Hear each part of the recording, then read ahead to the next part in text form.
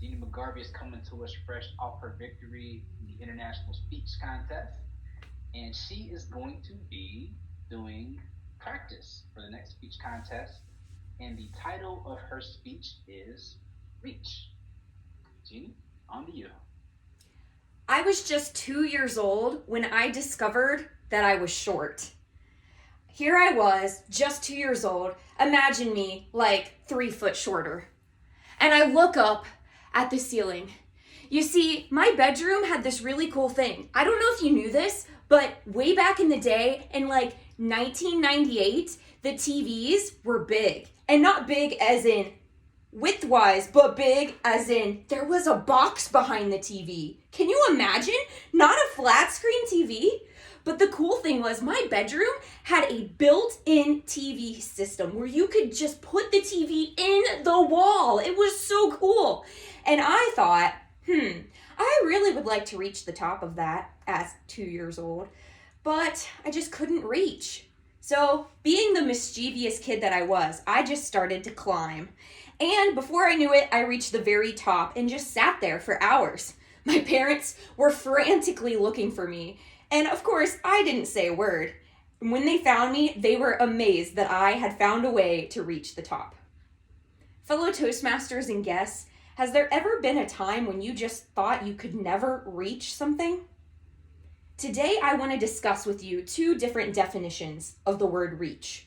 There's the physical reach, like me as a 2-year-old trying desperately to reach out to the top of the wall.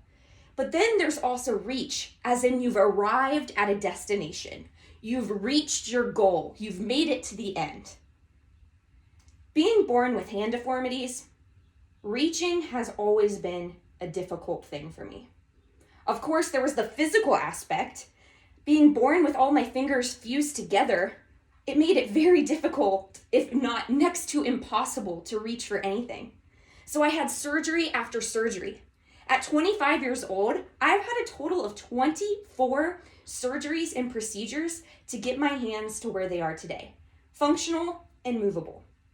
But reaching physically has always been a problem. But then there's also the reach, the arrival, the destination, something I still continue to work on this day. I'll never forget the first time that I realized that it was going to take me a really long time to reach the destination of being happy with who I am.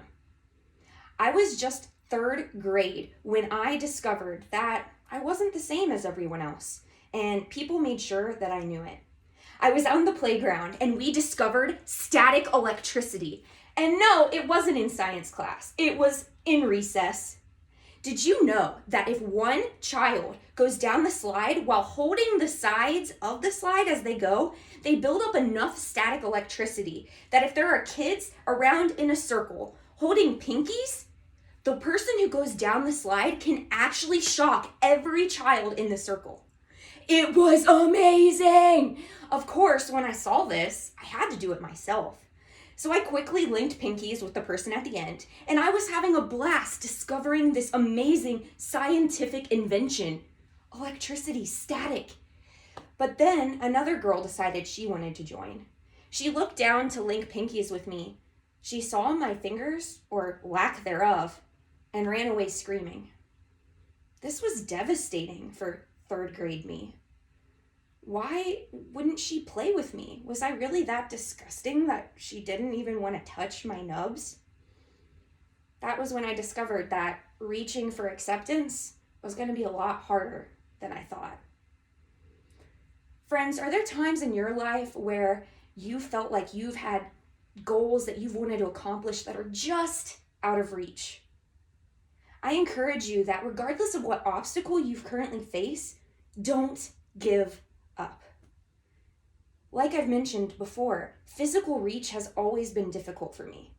It's this thing called dexterity, the ability to be able to stretch your fingers further. It's something that I've constantly worked to improve. Every surgery, I can get a little farther.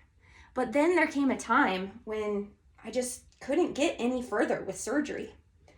I started to have issues doing daily tasks like typing, writing, even kayaking, where as I would do these repetitive movements, my hands would lock up limiting me from reaching at all. And that was when a doctor informed me that I could get better with this thing called prosthetics. I was like, prosthetics? What? I don't need those. Those are for people who can't use what they already have. I'm fine. I don't need it.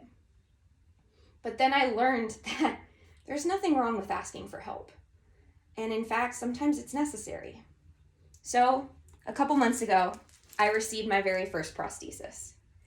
And with every physical therapy appointment, every modification, and every time I practice, I am able to reach just a little bit further. So I want to encourage you today, Toastmasters. What goals do you have? What are objectives that you want to reach, whether it be physically or getting to a destination? Don't let the obstacles stand in your way. Keep going. I could have easily given up and decided, well, all right, I'm having issues with writing and typing. I'm just not going to do that anymore. I'll get a job that doesn't require it at all, and I'll just avoid it completely. But instead I said no. I said I'm going to keep working and I'm going to keep pushing because these are my goals and this is what I want to accomplish. Whatever your goals are, I want you to know that you can do it. You have an infinite amount of potential. You just have to believe in yourself and surround yourself with a support system to help you get there. Whether it be a physical reach like me or getting to the final destination, I encourage you today, fellow Toastmasters and friends, to reach. Mr. Toastmaster.